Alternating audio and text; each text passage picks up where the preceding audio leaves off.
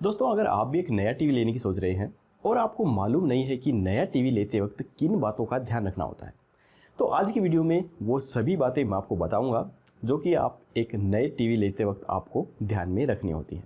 तो इस वीडियो को देखने के बाद आपको कभी भी कोई इंटरनेट पर या यूट्यूब पर सर्च नहीं करना पड़ेगा कि बेस्ट टीवी मेरे लिए कौन सा हो सकता है। आप खुद ही चूज कर सकते हैं कि आपके लिए सबसे बेस्ट टीवी कौन सा हो सकता है। तो चलिए बिना देरी किए चलते हैं अपनी वीडियो की तरफ। देखिए दोस्तों, वैसे तो आपको YouTube पे काफ़ी सारी ऐसी वीडियो मिल जाएंगी जो आपको ये बताएंगी कि टीवी खरीदते समय आपको किन बातों का ध्यान रखना चाहिए। और मैंने भी ऑफकोर्सली ये सभी सर्च करके देखा था कि एक टीवी को खरीदते समय किन बातों का ध्यान रखा जाता है। लेकिन जैसे ही आप YouTube पे या इंटरनेट पे सर्च करेंगे तो आपको इतनी ज़्यादा टेक्निकल नॉलेज दी जाएगी कि वो आपके सर के ऊपर से चली जाएगी। लेकिन मैं आज आपको आपकी साधारण भाषा में समझाऊंगा कि एक टीवी लेते वक्त आपको किन बातों का ध्यान रखना है। तो साधारण भाषा इसलिए बोल रहा हूं ताकि आपको अच्छे से हर चीज़ बारीकी से समझ में आ सके और आपको कोई भी वीडियो अलग से ना देखनी पड़े और आप खुद चूज कर सकते हैं कि आपके लिए एक बेहतर टीवी कौन सा हो सकता है। और यकीन मानिए दोस्तों, इस वीडियो के देखने के बाद आपको कभी भी कोई दूसरी वीडियो देखने की ज़रूरत नहीं पड़ेगी। आप कभी भी कोई टीवी खरीदेंगे तो आप खुद चूज कर सकते हैं कि आपके लिए सबसे बेहतर टीवी कौन सा हो सकता है। एक टीवी खरीदते समय दोस्तों आपको मुख्य रूप से 3 बातों का ध्यान रखना है। सबसे मोस्ट और सबसे इम्पोर्टेंट है उसकी पिक्चर क्वालिटी कैसी है। नंबर 2 पर उसमें ऑपरेटिंग कौन सा है और नंबर 3 पर है उसके अंदर स्टोरेज कितनी है। तो ऑपरेटिंग और स्टोरेज का तो खैर चल जाएगा, वो थोड़ा या कम कुछ भी हो सकते हैं, उसके बारे में तो खैर आप ध्यान नहीं भी देंगे तो कोई बात नहीं। लेकिन सबसे इम्पोर्टेंट होती है किसी टीवी की पिक्चर क्वालिटी। तो इसके बारे में मैं आपको सबसे पहले बताता हूं और आप किस प्रकार से समझेंगे कि किस टीवी के अंदर कैसी पिक्चर क्वालिटी हमें चाहिए और आपके लिए सबसे बेस्ट पिक्चर क्वालिटी वाला टीवी कौन सा हो सकता है। तो किसी भी टीवी की पिक्चर क्वालिटी जांचने के लिए मोस्टली दोस्तों आपको 5 चीज़ों का ध्यान रखना है। मैं आपको बिल्कुल साधारण भाषा में बताने जा रहा हूं। अगर आप इन चीज़ों का ध्यान में रख लेंगे तो एक बेस्ट पिक्चर क्वालिटी का टीवी आप खुद के लिए आसानी से चूज कर पाएंगे। तो सबसे पहले आपको ध्यान रखना होता है टीवी के स्क्रीन रेजोल्यूशन का। दूसरी है उसका स्क्रीन पैनल कौन सा है। तीसरा है उसका व्यूइंग एंगल कितना है। चौथा है उसका रिस्पॉन्स टाइम कितना है और पांचवा है उसका रिफ्रेश टाइम कितना है। अगर आप इन 5 बातों का ध्यान रखेंगे तो आप बड़ी आसानी से किसी भी बढ़िया पिक्चर क्वालिटी के टीवी को खरीद सकते हैं।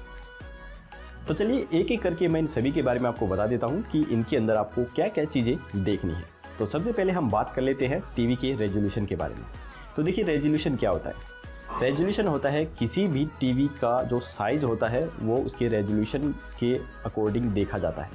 अगर आप कोई छोटा, मान लीजिए आप एक स्मॉल टीवी खरीदना चाहते हैं 32 इंच तक का, तो उसके अंदर आपको 720p का रेजोल्यूशन काफ़ी है। अगर उस टीवी में 720p जिसे कहते हैं HD रेडी, आपको लिखा मिलेगा HD रेडी ये टीवी है, तो उसका मतलब होता है कि उसके अंदर 720p का रेजोल्यूशन होता है। तो अगर आप एक छोटा टीवी खरीदने चाहते हैं तो उसके अंदर 720 तक का जो रेजोल्यूशन है वो काफ़ी होता है, आप उसे खरीद सकते हैं। इसके अलावा मार्केट के अंदर और भी बड़े टीवी आ रहे हैं, उनके अंदर हाईएस्ट रेजोल्यूशन होता है। जैसे 1080p उसे फुल HD रेजोल्यूशन बोलते हैं। उसके बाद 4K रेजोल्यूशन आता है और उसके बाद 8K आता है। तो 8K के फिलहाल कोई भी टीवी भारत में अभी लॉन्च नहीं हुए हैं। फिलहाल जो टीवी हैं वो 4K तक के लॉन्च हुए हैं। तो फिलहाल हम वापस चलते हैं अपने रेजोल्यूशन की तरफ, बाकी बातों को हम बाद में देखेंगे। तो देखिए यहाँ पर मैंने आपको रेजोल्यूशन जो बताया है, अगर आप 32 इंच का टीवी खरीदते हैं तो आपके लिए 720p का रेजोल्यूशन बढ़िया है। और अगर आप 43 इंच का टीवी खरीदते हैं तो 1080p का जो रेजोल्यूशन होता है वो आपके लिए काफ़ी होता है। और अगर आप 43 इंच या उससे ज़्यादा 50, 55 या 65 इंच का कोई टीवी खरीदते हैं तो उसके लिए 4K का रेजोल्यूशन सबसे बढ़िया होता है। अब आप सोचेंगे कि मैं 32 इंच में 4K का रेजोल्यूशन वाला टीवी खरीद लूँगा, तो देखिए आप खरीद तो लेंगे लेकिन 32 में आपको 4K वाली जो क्वालिटी है वो उतनी अच्छी नज़र नहीं आ पाएगी जो कि आपको बड़े इंच के टीवी में 55 या 65 इंच के में नज़र आएगी। तो अगर आप ज़्यादा रेजोल्यूशन वाला टीवी खरीदते हैं तो उसका साइज़ भी बड़ा होना चाहिए, तभी आपको वो रेजोल्यूशन है वो बढ़िया तरीके से दिखाई देगा और उसका मज़ा आप ले सकते हैं। तो फाइनली बात निकल के सामने आ रही है कि छोटा टीवी खरीद रहे हैं अगर आप, तो आप कम रेजोल्यूशन वाला टीवी भी ले सकते हैं। अगर आप उससे बड़ा खरीदते हैं तो फुल HD, उससे बड़ा तो 4K वाला। तो ये बात तो अब आप ध्यान में रख सकते हैं कोई भी टीवी खरीदते समय। अब हम दोस्तों बात कर लेते हैं टीवी के स्क्रीन पैनल के बारे में। तो टीवी का जो स्क्रीन पैनल होता है वो भी उसकी पिक्चर क्वालिटी से ही जुड़ा होता है। जितना बढ़िया स्क्रीन का पैनल होगा उतनी क्लियरिटी की, उतनी बढ़िया फ़ोटो आपको देखने को मिलती है। तो यहाँ पे मैं बता दूँ कि मार्केट के अंदर आपको काफ़ी सारे IPS पैनल के LCD, LED, OLED, quantum, super AMOLED इस प्रकार के टीवी देखने को मिलेंगे। तो अब आपको चूज़ कैसे करना है कि आपके लिए सबसे बढ़िया इनमें से कौन सा है। तो देखिए मैं आपको बता देता हूँ कि यहाँ पर मार्केट के अंदर पिछले कुछ दिनों से आपको 3 टीवी ज़्यादातर देखने को मिलेंगे। सबसे पहला है LED टीवी, दूसरा है IPS टीवी और तीसरा है एमोलेड या सुपर एमोलेड टीवी। तो ये 3 मोस्टली फ़िलहाल मार्केट के अंदर आपको देखने को मिलेंगे। तो इनके अंदर सबसे बेस्ट कौन सा है वो अब मैं आपको बता देता हूँ। देखिए सबसे मीडियम जो क्वालिटी होती है वो LED टीवी की होती है। तो अगर आप एक मिड रेंज का LED टीवी खरीदना चाहते हैं तो आप LED टीवी खरीद सकते हैं। इसमें आपको प्राइस भी कम मिल जाएगा और पिक्चर क्वालिटी भी ठीक ठाक मिल जाती है। कोई ऐसी बात नहीं है कि इसमें बेकार पिक्चर क्वालिटी होती है। इसके अलावा अब मार्केट के अंदर दूसरे नंबर पे जो टीवी है वो IPS टीवी आ रहा है, जो LED टीवी से थोड़ा सा बेहतर होता है। उसकी पिक्चर क्वालिटी LED टीवी से थोड़ी बेहतर होती है। तो ये LED से थोड़ा सा महंगा होता है, लेकिन इसके अंदर जो आपको कलर कोटर्स वगैरह दिखते हैं वो काफ़ी बेहतर दिखते हैं और आपका जो देखने का अनुभव होता है वो काफ़ी बढ़िया हो जाता है। इसके अलावा अब जो तीसरे नंबर पे है वो है एमोलेड या सुपर एमोलेड टीवी। तो ये सबसे हाईएस्ट लेवल की स्क्रीन होती है और ये काफ़ी महंगी होती है। तो ये आपको सिर्फ महंगे टीवी में ही देखने को मिलती है। इसके अंदर आपको जो कलर वगैरह दिखते हैं वो बिल्कुल नेचुरल दिखते हैं। आपको जो भी कलर दिखेंगे वो एकदम फंटेस्टिक और बिल्कुल नेचुरल दिखाई देंगे। तो ये थोड़े महंगे आते हैं और आपकी आंखों के लिए भी ये बढ़िया होते हैं। आपकी आंखों पर ज़्यादा रोशनी नहीं पड़ पाती है और आपकी आंखें भी इनसे सुरक्षित रहती हैं। तो अब आप खुद चूज कर सकते हैं कि आपके बजट के हिसाब से कौन सी LED आपके लिए सबसे बेस्ट है। अब हम बात कर लेते हैं व्यूइंग एंगल के बारे में। जी हाँ, ये भी एक मोस्टली इम्पोर्टेंट चीज़ है जो टीवी के अंदर देखनी होती है। जब भी आप कोई टीवी खरीदने जाएं तो उसका व्यूइंग एंगल आप ज़रूर देखें। व्यूइंग एंगल होता क्या है अब मैं वो आपको बता देता हूँ। देखिए व्यूइंग एंगल वो एंगल होता है जैसे कि आप टीवी के सामने इस प्रकार से बैठे हैं, ये टीवी है और आप बैठे हैं और उसके सामने अगर आप बैठ के देख रहे हैं आपको बिल्कुल क्लियर साफ दिख रहा है, लेकिन आप साइड में इस तरह बैठ के देखेंगे तो आपको साफ नहीं दिखाई देगा। तो समझिए कि उस टीवी का जो व्यूइंग एंगल है वो कम है, यानी कि सामने बैठने से ही आपको सिर्फ साफ दिखाई दे रहा है, साइड में बैठने से साफ नहीं दिखाई दे रहा है, तो उसका व्यूइंग एंगल कम होता है। तो जिस टीवी का व्यूइंग एंगल जितना अधिक हो उतना अच्छा है।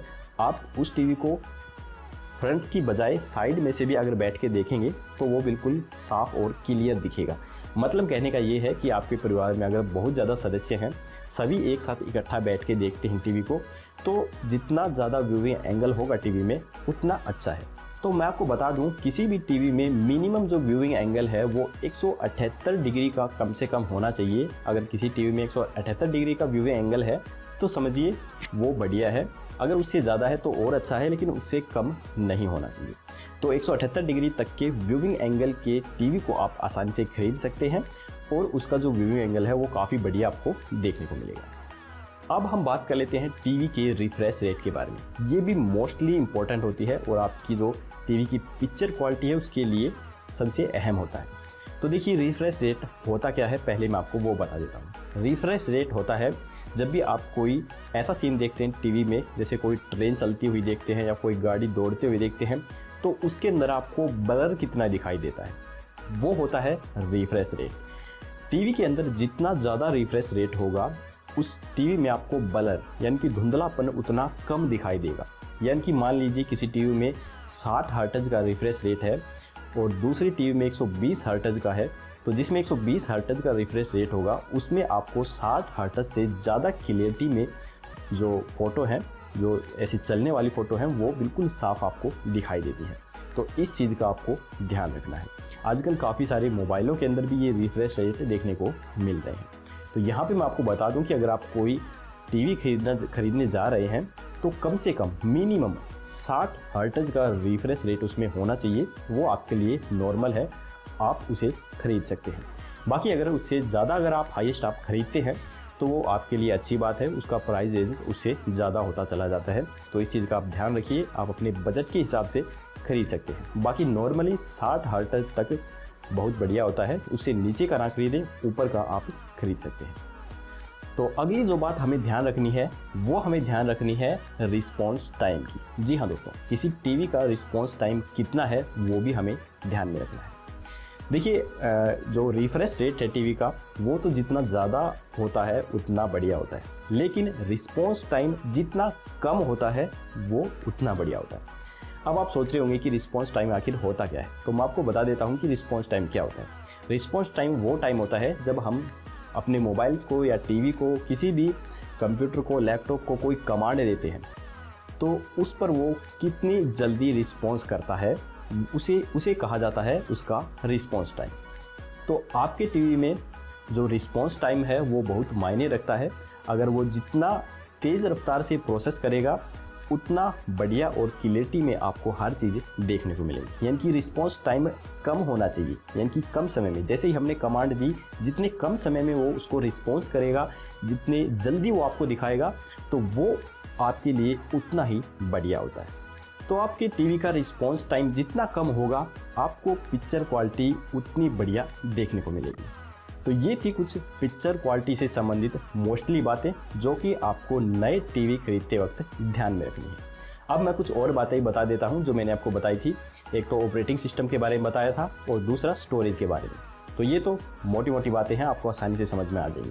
देखिए ऑपरेटिंग सिस्टम आपको कौन सा चूज करना है।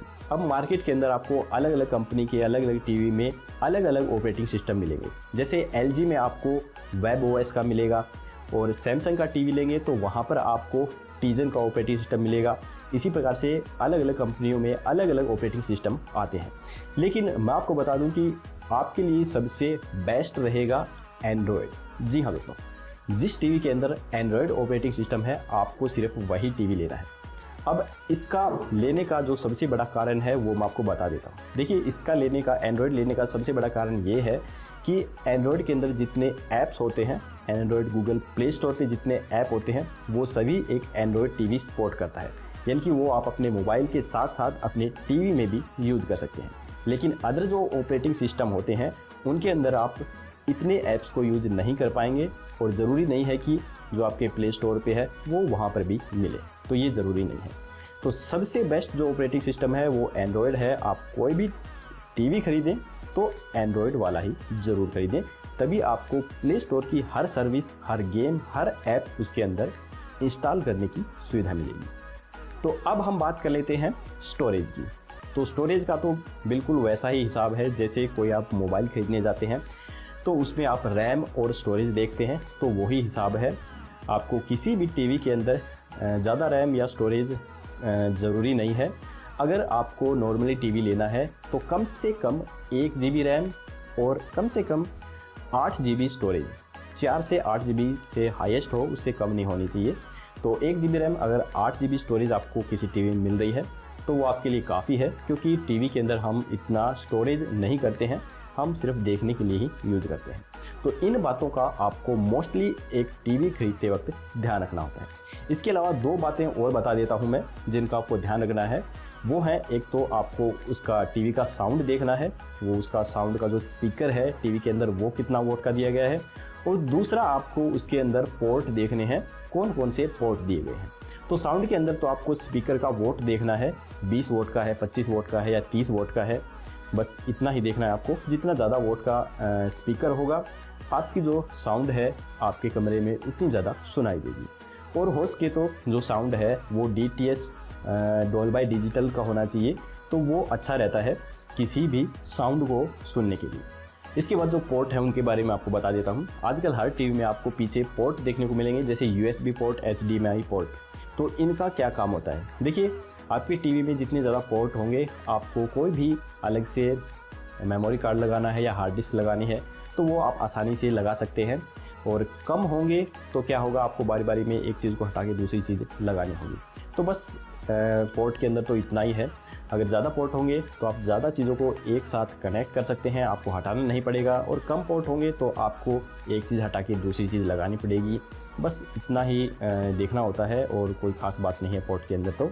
तो यही चीज़ें हैं जो एक टीवी के अंदर देखनी होती हैं। तो दोस्तों, अगर आप एक नया टीवी खरीदने की सोच रहे हैं और इन बातों का ध्यान रखेंगे तो आपको ना ही यूट्यूब पे कुछ सर्च करना होगा, ना ही इंटरनेट पे कुछ सर्च करना होगा। आप खुद ही अपने हिसाब से, अपने बजट का, अपने लेवल का टीवी खरीद सकते हैं। मुझे आशा है कि मेरे द्वारा जो वीडियो में इन्फॉर्मेशन दी गई है वो आपको साधारण भाषा के अंदर अच्छे से समझ में आई होगी, ना कि आपके सर के ऊपर से गई होगी। तो दोस्तों, प्लीज़ वीडियो को लाइक ज़रूर कर दीजिए और ऐसी अच्छी इन्फॉर्मेशन अगर आगे भी आप प्राप्त करते रहना चाहते हैं तो सब्सक्राइब करना बिल्कुल मत भूलिए। तो जल्दी ही दोस्तों ऐसी ही एक और वीडियो के साथ, तब तक के लिए जय हिंद, जय भारत।